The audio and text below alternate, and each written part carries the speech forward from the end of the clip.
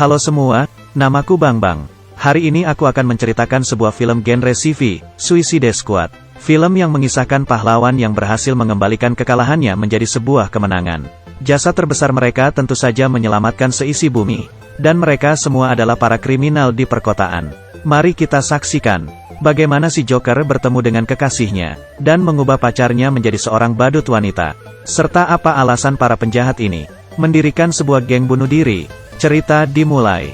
Berawal dari sebuah penjara, yang dibangun oleh militer untuk menampung penjahat khusus, dan menjadikannya sebagai panti jompo bagi mereka. Para penjahat di dalamnya pun tak bisa diremehkan kemampuannya. Mari kita berkenalan dengan penjahat ini. Ini adalah pria yang ada di foto tadi. Dalam biodata, ia disebut sebagai Deadshot, seorang pembunuh bayaran. Karena kemampuan menembaknya mencapai radius 4 km, maka ia dijuluki sebagai si penembak yang mematikan. Dibantu dengan alat pembidiknya, ia bisa menembak tanpa meleset sedikitpun. Jika tak memberinya uang, itu sama saja cari mati dengannya. Namun polisi berhasil menemukan kelemahannya. Di bawah bantuan Batman, polisi pun berhasil menangkap Deadshot. Penjahat yang kedua bernama Harley Quinn, yaitu seorang psikiater. Ia dikirim ke Gotham untuk mengobati penjahat kelas atas, yaitu Joker. Namun dirinya malah dihipnotis oleh si Joker. Tidak hanya menyuruh untuk membantunya terbebas dari penjara, tapi juga menjadikannya sebagai kekasihnya. Semua orang menyebutnya dengan si badut wanita. Akhirnya ia juga tertangkap di tangan Batman. Penjahat yang ketiga disebut dengan Captain Boomerang. Ia adalah seorang bandit, spesialis pencuri toko mutiara dan perampok bank. Bertarung untuk mencari keuntungan, itulah keahliannya. Setiap kali beraksi, semua musuhnya dibuat mati oleh bumerangnya. Yang menangkapnya kali ini bukanlah Batman, namun adalah The Flash. Penjahat keempat bernama Diablo. Ia memiliki kemampuan untuk memanggil api. Benar-benar kekuatan yang menakutkan. Penjahat kelima adalah Killer Croc. Ia pernah menjadi seorang target dari sebuah eksperimen sains. Namun eksperimen itu berujung mengubah struktur gennya, yang membuat tubuhnya menjadi mirip dengan buaya, dan tinggal di dalam air. Penjahat keenam adalah seorang penyihir bernama Enchantress.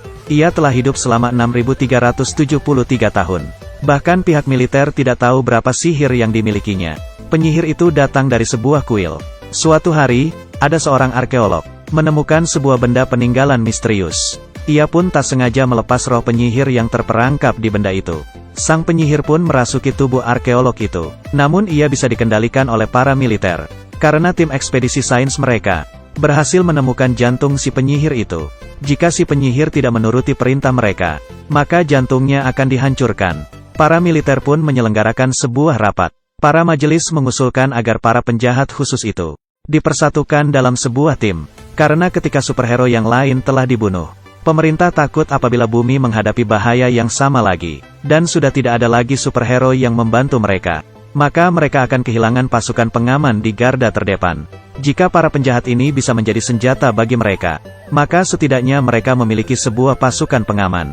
Setelah melihat kekuatan asli dari si penyihir, mereka yang tidak setuju pun akhirnya menyetujui ide ini. Mereka bergegas menemui para penjahat itu. Namun nampaknya penjahat itu tidak menyetujuinya. Si manusia api sebelumnya telah membunuh begitu banyak penjahat lain di penjara itu. Namun ada satu peristiwa yang telah merubah sikapnya. Karena tak bisa mengendalikan kekuatannya, keluarganya pun mati di tangannya. Sejak itu, ia berjanji untuk tidak membunuh lagi. Sisanya, mereka pun juga tidak menerima usulan dari pihak militer itu. Sementara itu, karena kekasihnya ditangkap, Joker pun mulai menyusun rencana untuk menyelamatkannya. Langkah pertama adalah menghasut seorang polisi di penjara sana. Di sisi lain, si penyihir menggunakan kesempatan ini, keluar dari tubuh si arkeolog, dan pergi ke ruang majelis. Namun sirine yang ada di dalam kotak itu menggagalkan rencananya untuk mengambil kembali jantungnya. Kemudian, ia melihat sebuah buku, dan tersadar bahwa patung di sebelahnya ternyata adalah kakaknya. Ia pun pergi ke sebuah toilet di stasiun bawah tanah, mengusik seorang pria, lalu mencabut kepala dari patung itu, dan kakaknya pun terlepas dari sana, serta merasuki tubuh pria itu. Kedua iblis yang telah bangkit itu pun segera menghancurkan seisi stasiun. Karena jantung si penyihir berada di tangan para militer, jadi ia pun mengandalkan kekuatan dari kakaknya, yang diberikan kepadanya. Kedua bersaudara itu pun memulai aksi balas dendam mereka. Mendengar jawaban dari penjahat itu, para militer tetap memaksa mereka untuk bergabung dalam tim. Mereka satu persatu dikeluarkan dari penjara. Karena negosiasi sebelumnya gagal, para militer itu pun sekarang memaksa mereka dengan memasukkan sebuah bom berukuran nanometer ke tubuh mereka. Merkea yang tidak menurut, akan dibuat meledak hidup-hidup. Mereka pun akhirnya tergabung dalam geng bunuh diri itu. Selain mereka, sebenarnya ada satu personil lagi, yang bernama Katana. Mereka pun tiba di tempat tujuan. Di tengah jalan, mereka bertemu dengan musuh. Namun mereka semua tidak tahu makhluk apa yang sedang mereka hadapi saat itu. Sang kapten pun berdiri di depan pasukannya. Salah satu jalan keluar adalah kematian itu sendiri. Setelah menyusun formasi, mereka pun memulai perang terhadap monster itu. Anggota geng yang lain juga bersama-sama menembaki makhluk itu. Pandangan mereka pun tertuju pada Deadshot, yang dengan hebat menembak monster itu. Para kawannya yang lain pun tercengang. Namun semua monster itu, ternyata adalah makhluk yang diciptakan oleh sang penyihir. Semua anggota tim pun setelah tiba di tempat tujuan, juga menyadari ada hal yang janggal. Beberapa detik kemudian datang lagi sekumpulan monster dari atas langit-langit. Sang kapten menjadi pelindung bagi anggota timnya. Bila anggota tim yang lain meninggal, maka habislah mereka. Seisi gedung semuanya adalah monster. Di bawah hasutan Deadshot, si manusia api yang sejak awal diam-diam saja, akhirnya mau menunjukkan kekuatannya. Ia pun sekejap melahap habis semua monster di sana. Ketika melihat sebuah tangga, si badut wanita pun teringat akan masa lalunya. Meski telah menyelamatkan Joker, kekasihnya itu malah menolak cintanya. Kemudian Joker bertanya padanya, "Saat masih hidup, apakah kamu bersedia untuk mengorbankan nyawa demiku?" Setelah kejadian itu, Joker pun akhirnya menerima cintanya, dan lahirnya Harley Quinn yang baru. Teriakan dari Deadshot pun seketika membubarkan ingatannya. Setelah sang kapten berhasil menyelamatkan sang majelis yang terikat, mereka semua pergi ke balkon, lalu menunggu datangnya tim penyelamat. Tak disangka, pesawat dari tim penyelamat itu berhasil dikendalikan oleh Joker. Dan bom milik Harley Quinn juga berhasil dijinakkan. Sang majelis memerintahkan mereka untuk menghancurkan pesawat itu. Namun, karena ia berusaha melarikan diri, ia pun dicegat oleh penyihir itu. Penyihir yang telah mendapatkan jantungnya kembali itu pun mengeluarkan kekuatan sesungguhnya. Habis sudah. Dalam sekejap, orang-orang di kota itu akan berubah menjadi pasukannya. Setelah mereka turun, mereka menemui Harley Quinn yang ternyata masih hidup. Mereka pun menemukan pesawat sang majelis, lalu melihat ke atas langit. Deadshot meminta sang kapten untuk berkata sejujurnya. Namun setelah mereka mengetahui asal-usul monster itu, Deadshot pun geram dan pergi meninggalkannya. Anggota tim yang lain pun juga ikut meninggalkan sang kapten. Kemudian mereka pergi ke bar terdekat untuk minum bir.